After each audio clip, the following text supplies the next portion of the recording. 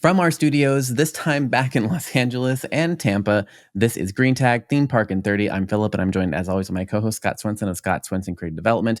And Scott, it was D23 this past weekend. It's just wrapped up yesterday. We recorded a little bit late because we wanted to make sure that we got kind of everything here. And I think I have most of the park stuff for us, but D23 is a big convention. For those that don't know, is in Anaheim this year, and it's a whole convention just basically to do Disney announcements is really what it is. And it's announcements running the whole gambit of the company. What we're going to focus on in this episode is just the parks information, because that's really what the show is about. It's not about the movies or any of that. We're only going to focus on the parks. But there's plenty of coverage about D23 everywhere, so you can look at it. It's kind of astonishing to me, as it always is how much that's all anyone is talking about is D23. So I'm sure all of you have heard all this stuff we're going to talk about anyway, because like you can't escape it. Well, and before we get into the minutia, I think just D23 in and of itself is a really unique phenomenon. Disney has found a way to completely, as they have been wont to do with so many things in the past, they can elevate anything to the point where it is revenue generating. Yep. These are what we're going to talk about today. The majority of them are basically big press releases. Yep. And they just combine them all into a big event called D23, and people pay money to go, and people, and sometimes a lot of money to be involved. So they have monetized what we used to just say was a press release. Correct. And I think that in and of itself, if there's nothing else in the rest of this show that interests you at all, to me, that is by far, from a business standpoint, one of the most unique and interesting things about what we're going to talk about today. Now, there's a lot of minutia here that I'm excited to unpackage, but overall, it's no different than Walt Disney World celebrating one of their anniversaries for 18 months. It's our anniversary year for 18 months. A year is only 12 months, but they've found a way to make it 18. These are the kinds of things that Disney is so very good at. They can play upon the commitment, the Disney files, and we may argue and have a discussion as to how many are they waxing or waning as far as numbers and power. I think Universal is certainly nipping at their heels with their IPs, but it's just fascinating to me that we can make, in essence, a press release, or the making public of multiple press releases, a paid event. Yes. So to add some details to that, it is essentially, yes, a giant press event. I mean, there are vendors, if it is a full expo, there are vendors, there are cosplayers, there are all that kind of stuff. But I think that most people are there to watch the live presentations of the stuff we're going to be reading, which are essentially press conferences. Just for some details, this year it sold out very quickly to attend the event. And the tickets, the 3-day tickets, the base ticket was $297, so basically $100 a day for the base ticket, but that went up to $2,500 that for the premium tickets that had premium seating, and it's still a process, just like everything at Disney is a process. Like, to try and get lotteries to get into the things you want to see and get a seat for the things or whatnot. That's all still. It's a lot. It's a lot of work just to attend the press conference, that Disney is doing for these announcements. But yeah, this year, in previous years, it hadn't sold out quite so fast, but it really was. It was very fast this year. So it was a vibe. And the other thing I thought was interesting about the presentation is that it was not live streamed by Disney itself, unless you were in Fortnite. So Disney did not produce videos of the press conference, but they did live stream on a Fortnite island for people in Fortnite. But other media were also not allowed to live stream, but other media could make full recordings, but Disney never made a full recording. That was very weird to me. And a lot of people pointed out online, which the criticism that isn't that what Disney Plus should be for? Literally, quite literally, shouldn't it be for being able to watch the Disney announcements through the Disney Plus app? And I'm and I actually think that's a very valid critique. You're assuming, though, that Disney Plus people are park people. Because as you say, the majority of their announcements are park announcements. They're not. No, actually, it's only one piece is parks. The rest of it is not parks. No, so of the 3 days, only one presentation is about parks. The rest of it is shows, stuff that's on Disney Plus, stuff coming to Disney Plus. Stuff that we have reported is not making money like it should. Correct. And yeah. Yes. So what matters is the parks. Well, just in terms of you could just buy a 1-day ticket and just go to the parks, thing, and then that's it. If all you cared about was the theme parks. I guess my point being, we've talked a lot about Universal doing all their epic announcements, and there was no pay to play there. Well, yes, but I'm just saying, if you're going to put it together a press conference, you don't even record it. That seems kind of weird. But whatever. But why? We're talking about it. It cost them nothing. Well, if they made a video of it, they could sell access to watch that video, or they could say it's going to be available in Disney Plus and you have to subscribe to see it. But then it might take away the value of the immediate sellout of the $2,500 tickets. I mean, there's a lot, and there's also a cost involved in recording it and producing it to the level of Disney. All right. I mean, I don't. Yeah. Anyway, let's get to the actual announcements. I don't. I guess my point is Disney's starting to recognize that stuff they put out has considerably less clout than stuff that online influencers put out or attendees put out. Yeah, I don't know. I mean, I don't know what they're thinking. With that, I don't know. But let's get to the actual announcements. The one that the announcement with capital T in that, the announcement. That really, even Disney, ironically or not, I don't know. Even in the Disney owned properties, they kind of put as the top announcement. So I think the consensus of the top announcement from D23 is the Villains Land that is coming to Magic Kingdom. And even in the way that Disney sorted their media, they put it at the top. So I think even Disney everyone is talking about this. And interesting that it's really 2 sentences. So here we go. So Josh D'Amaro announced during D23 that the new land will be home to the Disney villains we know and loathe from our favorite Disney Animation Studios classic films, which means Happily Ever After may feel just like a distant dream. The space will be home to 2 major attractions, dining and shopping on an incredibly twisted grand scale. The evil ambition of these villains means that the possibilities are endless for the stories that can be told, and visitors to the dark and thorny land should be prepared for whatever chaos might come their way. That's all we know. two attractions, 2 major attractions, and the dine and shopping. They didn't say what type of attractions. There was literally no other details. There's a concept rendering. But I think this is in my opinion, this is very clearly a response to Universal. And I actually think most people think that, because there's even memes, obviously, about looking at the 2 lands and how similar they look. But I would actually say that Universal's land is a response to Disney.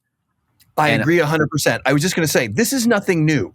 They have been last D23, they were dangling villains in front of people left and right.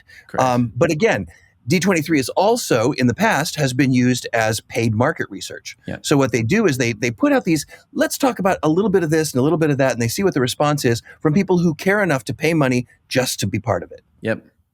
Yeah, I think actually Universal is the winner. This whole weekend has convinced me that Universal is the winner. That's just my personal take. I think that Universal managed to outmaneuver Disney quite handedly in this situation, where they took all the steam out of Disney's villain sales by announcing their own dark universe, or their own section of that dark universe in Epic Universe, and all the details, and this new ride that's going to be the best thing they've ever done, and all these things. And Disney is like, there's going to be 2 things plus some other stuff, and no details, no date, no timeline, no anything. And in the time that, so basically Universal let Disney do their market research for them and verify the concept. And then they knew that they were going to reveal the D23 this year, because they knew the dates for D23. So they moved the announcement order around, because we were wondering why they announced it in the order they did and the timeline they did. And here's why: because they were able to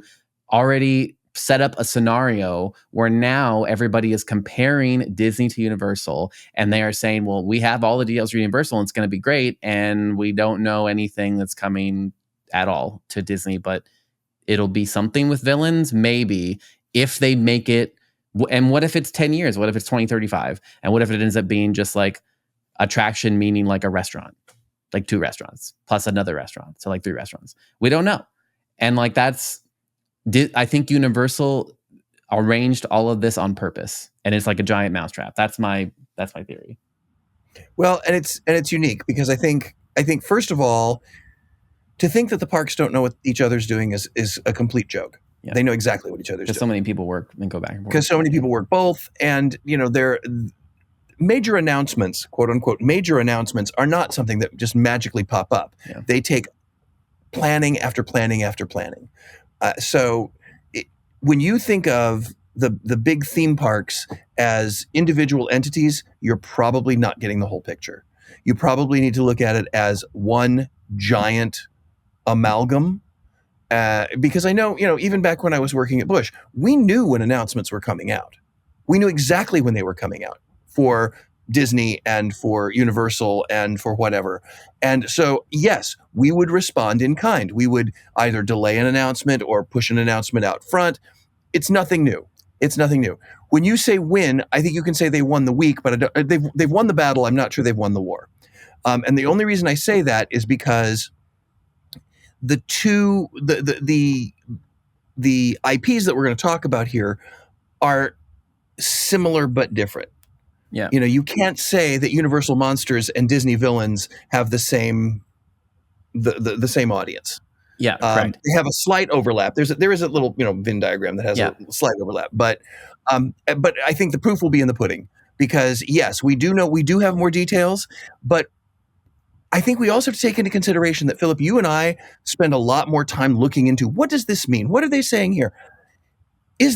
I would lay money that 35% of the people, if we were to do a straw poll right now of the average frontline people, they would think in their minds that Disney has given as much detail as Universal has, because they won't be able to separate which is which. Maybe. I mean, I don't know. I think more your point. There are people who think Harry Potter is at Disney. Yeah, I think that your point about them working as a one entity in a way is, I think, more, to me, that's more resonating. And I think that that's even more clear as to why Universal in its announcement was trying to differentiate Dark Universe as being the place for adults to go have wicked fun versus the Disney Villains, which is not going to be for adults. And we just know it because it's Disney and it's at Magic Kingdom, and Magic Kingdom is the kids park, so I think that I think you could see it if you think of it as one thing, one ecosystem. Then you're like, well, if you're an adult and you want more wicked, spooky stuff, you do this. And if you're a family of 4, but one of your kids likes Maleficent, you go to this one.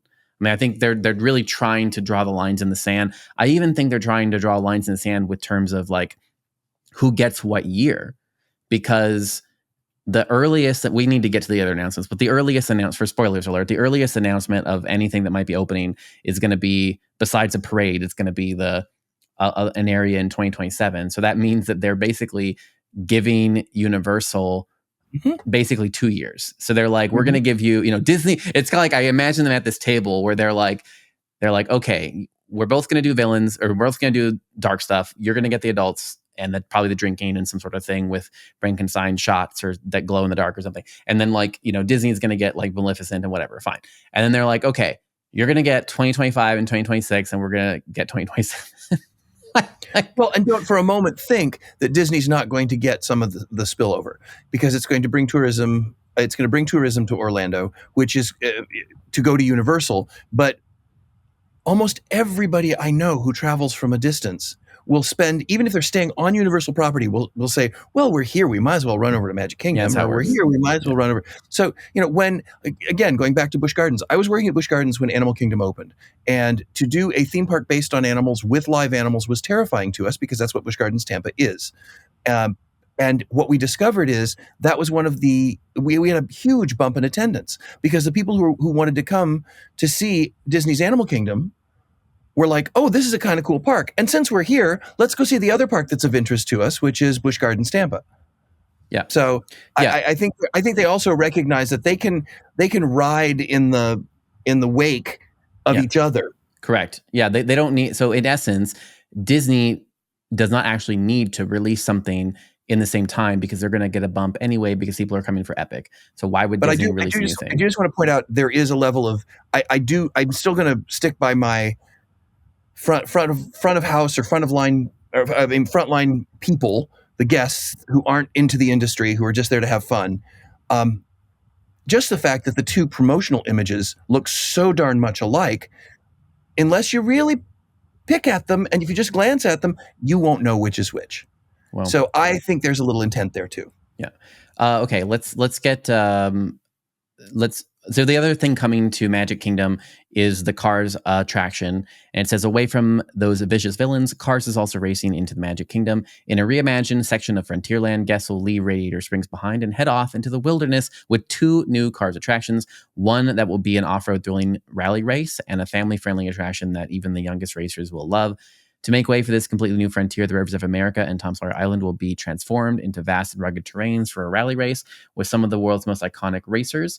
The new area will bring you along for the ride with a brand new thrilling rally race through the mountains, climbing trails and dodging geysers, in addition to the second attraction geared towards the fun for the whole family. Ahead of the revving into high gear, guests will have plenty of time to experience the charm and nostalgia of Frontierland as it is today. Together, these two new additions to Magic Kingdom will represent the largest expansion in park history. So I don't think we need to too much here. It's basically what we've talked about. They're making stuff more IP friendly. It's the same thing they've been doing in other places, making things more IP friendly, going in, expanding into Magic Kingdom versus other, like making that park already larger to kind of go into their current investment and switching stuff over into IP versus non-IP. And to me, the most interesting phrase in this entire section is, ahead of work revving up into high gear next year, guests will have plenty of time to experience the charm and nostalgia of Frontierland as it is today. Yeah. So in other words, they're using an announcement for the future to say, hey, you better come now to experience this if it's what you remembered from your childhood. So what they're doing is they're announcing something that's way down the road, but they're also saying, if you want to see the things that you know and love already, you got one more shot. They've lit a fuse, which I think is really smart. Yeah. And again, to your point, you can see that working where they're like, well, if you are coming to visit Epic Universe to see that new thing, then you might as well come visit Frontierland before it disappears because it's going to overlap. Yep. So it's the phrase in theater that we use, tickets are going fast. Yeah. Whether they really are or not. It's lighting a fuse on, you've got a limited amount of time to experience this. They also announced something coming to Animal Kingdom. Indiana Jones and Encanto are coming to Animal Kingdom. A new adventure awaits at Disney's Animal Kingdom theme park with the addition of a new space themed around tropical Americas. Welcome to Pueblo Esperanza. Work on this new 11-acre section of the park is set to begin later this year. Just like Harambe, the land feels lived in with a rich, long history. Plus, there's a large hacienda, which will be one of the largest quick service restaurants at Walt Disney World Resort. The space will be lush and sprawling, featuring a large fountain in the center where the villagers like to gather and tell stories. Additionally, a woodcarver has created a giant working carousel featuring his favorite animals from Disney stories. It's a new take on the classic attraction that young families are going to love. The new land will include 2 signature attractions. One is Indiana Jones and the other is Encanto. For Indiana Jones, they say that a new Indie experience is set to arrive at Disney's Animal Kingdom and will be different from any other Indiana Jones experiences around the world. In this new venture, the man that with the hat has recently discovered the perfectly preserved Maya temple, and it can only mean one thing: it's time to explore it. He's heard rumors about a mythical creature deep in the temple, and he's got to see it for himself. So he brings us along for the adventure. Will there be snakes? We'll just have to wait and see. And just a note that is replacing Dinosaur. And another note to that is that Dinosaur and the Indiana Jones ride at Disneyland are actually the same ride vehicle and the same ride track and systems. They're just different overskins. And so I think that's when they say that's going to be different from any experience from the world. I think they're trying to head off people saying that you're just going to reskin Dinosaur into Indy and it's going to be the same as Disneyland, which I think they're trying to tell us they're not really doing that, but they're probably going to do that. So Encanto. And the Encanto attraction, the description for that is, if you're a fan of Jaws, floors, and doors, let's go. The first ever Encanto-themed ride-through attraction is coming to Animal Kingdom, featuring the beloved Madrigal family from the Walt Disney Animated Studios film. Inside the casita, Antonio has just received his special gift, the ability to communicate with animals, and his room has transformed into a rainforest. It's time to go explore alongside him, and you never know what member of the family you might bump into. Construction on the land is set to begin this fall, and will open in 2027. Yep. So I will be completely honest, at least speaking. Well, this is opinion. I will put that right up front. I don't think Animal Kingdom has ever really clicked. I don't think that the guests have ever really gone, oh my gosh, I have to go to Animal Kingdom to see this. And I think this is another attempt to make that happen. I think the fact that Dinosaur is gone, I think the fact that Chester and Hester, that spinning coaster, gone. I think they can't. The fact they could never really find a show to put in what was originally the Tarzan space, or what was the Tarzan space was originally the Jungle Book space. They just can't quite nail that one down, and I'm curious to see how this will go. It's interesting to me that they are really diving in hard, because if you go to Harambe right now, it's not really Disney IP themed. Yes, they appear there, but this is going in. This is taking out Dino Land, which is not IP, and putting in an IP thing, which is exactly what they're doing with the Frontierland. Yeah. Well, it's exactly what they did with Epcot, as they've taken the World Showcase and put Frozen in there. Yeah. Put Frozen in and continue to do all that, and the mouse, not Mickey. Ratatouille. Yeah. In the French area.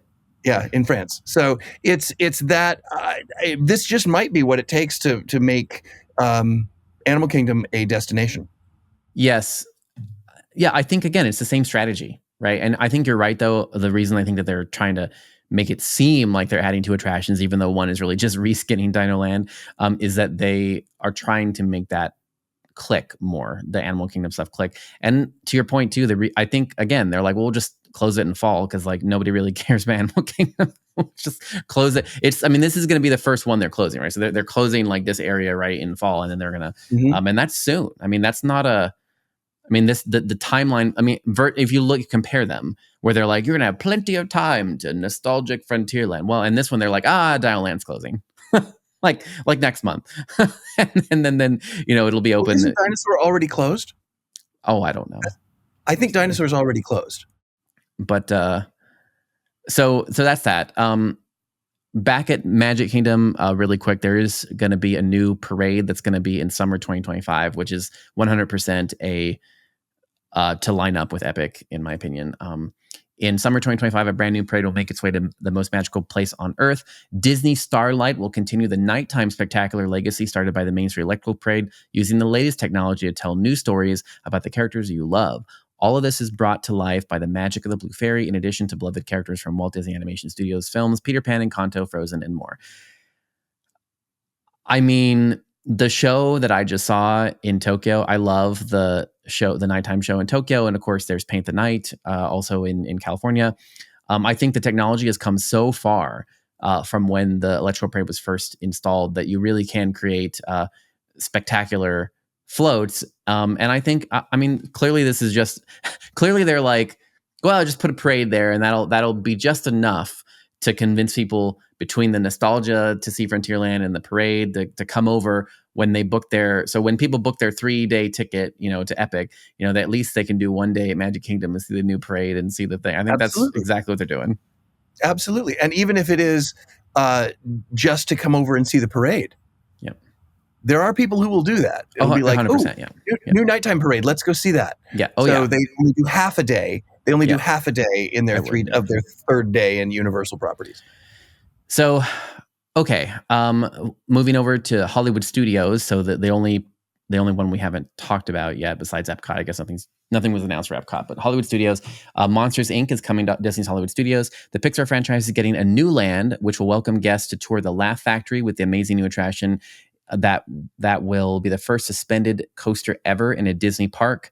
The power of friendship and laughter is at the heart of so many Disney stories, especially Monsters Inc. Now we're giving fans a whole new way to experience this world in a Disney theme park and connect with the characters they love.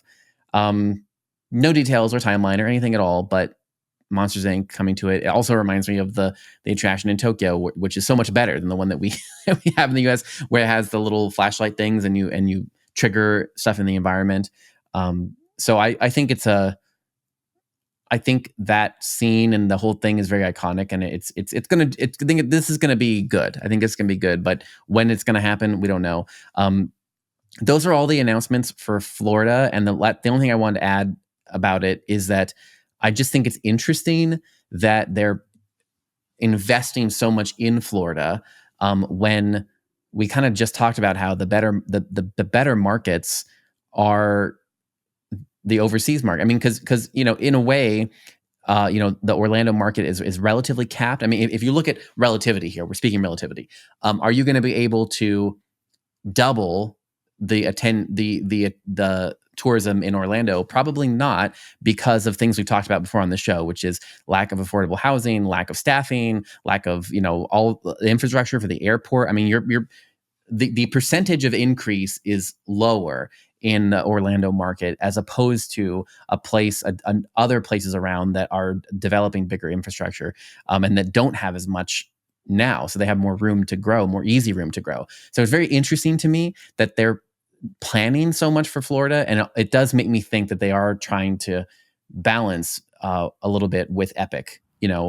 Absolutely. Yeah. Absolutely. The optics are such that if they didn't announce all of these kinds of major expansions, then basically it would be like rolling over to Universal. Yeah. And Yeah. whether it's happening at the same time or it's being staggered so that they can ride the wave of Epic for 2 years and then start opening things there so that the pendulum will swing back. There's only a finite amount of time in a family's vacation. And if you try to if it comes down to steal, both sides are going to lose. So they have to kind of play nice together, going back to the macrocosm that I was talking about earlier. They have to kind of play nice together in order to really have any sort of sense of success at all. I will say just the Monsters Inc., we don't have details, as Philip said, and I agree with that. The conceptual drawings look, and I have not experienced any of the other Monsters Inc. attractions, but what it looks like to me is a version of what they did with How to Train Your Dragon at the Dubai park. Yeah. Which was they did a great overhead coaster that also had great storytelling and good audio animatronics. Yeah. And it basically speeds up, slows down, and then has a rip roaring end, which is all kinds of fun. Yes. So this is the thing I'm most excited about, actually. Yeah. It could be really fun. Yeah. It could be really fun. Yeah. If I had to pick something in here, it's I want to see villains. Yeah. I want to see villains and the monsters. I think conceptually, I think the other stuff kind of looks like stuff we've already seen before.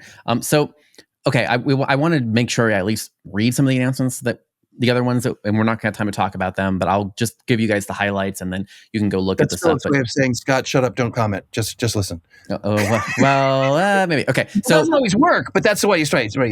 There was stuff announced for California. We're not going to have time to go through it, but they did show off the ride vehicle for the King Thanos ride, which looks exactly like the ride vehicle system for Spider-Man that Universal has. It's basically just like or Transformers. It's basically just seems like it's going to be like the Transformers, but the Disney version. So they did announce, they gave more details for Avatar and more details for the King Thanos ride at the Avengers campus. Go look at those renderings if you want to see what that's about.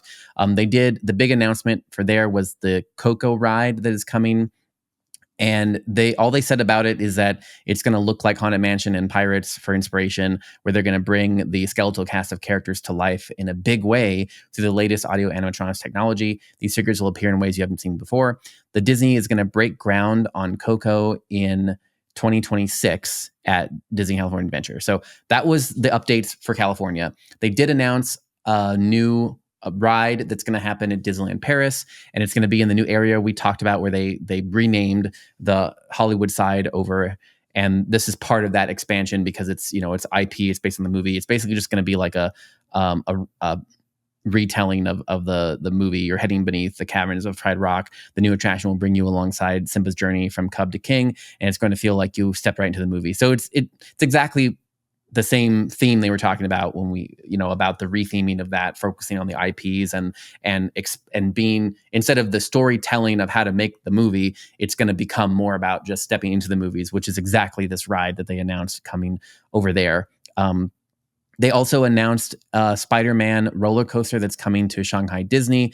This one was not talked about at all very much in the US. It was really pushed in China. So we're going to link to the South China Morning Post that did an article on this, and that kind of spun it as them trying to capture local tourists, which I thought was funny. But all I know is funny. All they said is that they didn't really say much about it. It just said that it's going to be a themed roller coaster ride that will offer guests a high-speed, fully immersive experience.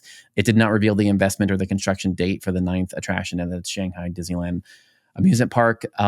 It was announced just 8 months after the Zootopia opening, and it said that the construction and preparation work will began earlier this year. So those are all of the parks announcements. We're done. There we go. Okay, so you didn't need to go to D23. We just did it here.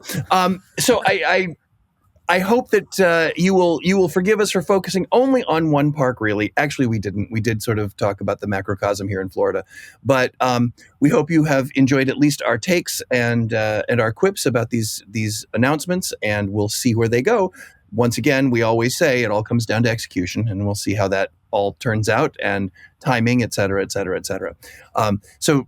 Speaking of timing, we're out of it. So on behalf of Philip and myself, this is Green Tag Theme Park in 30, and we will see you and all of your best friends next week.